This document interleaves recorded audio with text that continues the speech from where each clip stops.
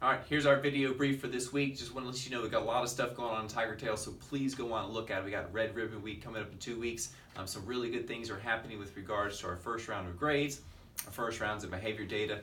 Things are going really well. But I wanted to spend most of my video brief talking about cell phones. These are a wonderful tool for instruction because they can also be a distraction as well. Psychologists are saying that this is one of the fastest growing addictions we're seeing in society today. Also, some of the fastest growing injuries are coming from using this while driving, but also using this while walking as well. But I wanted to talk about and make it pretty clear that students can use, we want them to use it for instructional use only from 8:30 to 4:10 a.m. 4:10 p.m. Each teacher in each room will give them specific instructions on when they can use it, how they can use it for instructional use. Also, I want to let you know that for 7th and 8th grade students, we are now making it available. 7th and 8th graders for right now, 6th graders maybe in the future, we'll get you more information. 7th and 8th graders can use their cell phone for personal use only. That's gaming, that is also listening to music with earbuds, but it also can be communicating with you. We know there are times that kids forget things, you need to remind them. We're asking you to talk to your child about when is their lunch period, so that when you need to contact them through texting, that you would do that during their lunch period only, because they will have the devices out, they can use it at lunch. Once they start moving back to the classroom, we ask them that they put them away and make them not visible. So that's a good way for you to communicate with them. Wanted to talk about the use of this with regards to students making choices. It's very important that you would speak with your child as much as we do as well about being good digital citizens of their technology, to make responsible choices with their technology. And here's some ways that you can help us. When they are ill, we are asking you to tell your child to go to the nurse. The nurse will check out the child, and then we will contact you about that. But we're seeing just a slight increase in numbers every year about kids that contact their parent first. They never go to the nurse. Parents are coming to pick up their child, and we have no clue. Whenever you come to school and drop off your child, we take great pride in being courteous and responsible and supportive of your child, and please allow us to do so. So when your child calls you or texts you and says, "I'm not feeling well," we need your help in saying, go to the nurse so they can get immediate support. Secondly, if your child is in crisis or if there's an emergency, we have trained personnel. This is what we do. This is what we love to do. Have your child find a trusted adult to get help with.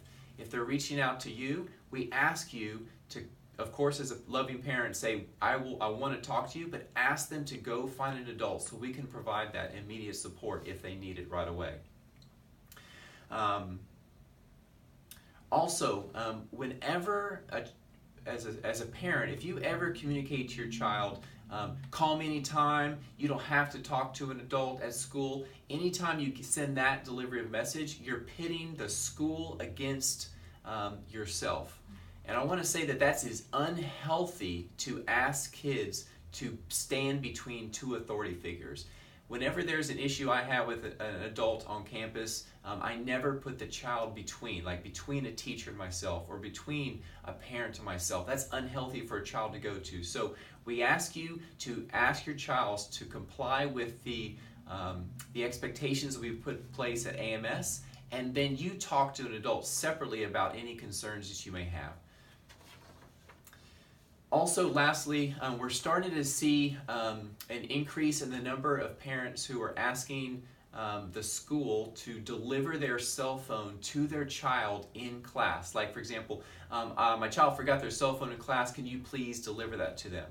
I will say that AMS is in the teaching and learning business. We're not in the cell phone business. And what I mean by that is we're with more kids having it, they're saying, I lost my cell phone, and our staff are taking valuable time to help your child find their cell phone. But if we're going to compound that with having to deliver cell phones to class, we cannot be responsible for that, because we would be taking a valuable device, giving it to another student to deliver to your child, and we just cannot be responsible for that. And I know that you're not going to want to leave out a valuable device out to be picked up on that outside table. So what we're asking you to do is, if your child forgets their cell phone at home, that y'all would find a way at 406 or 410 to deliver that cell phone to them.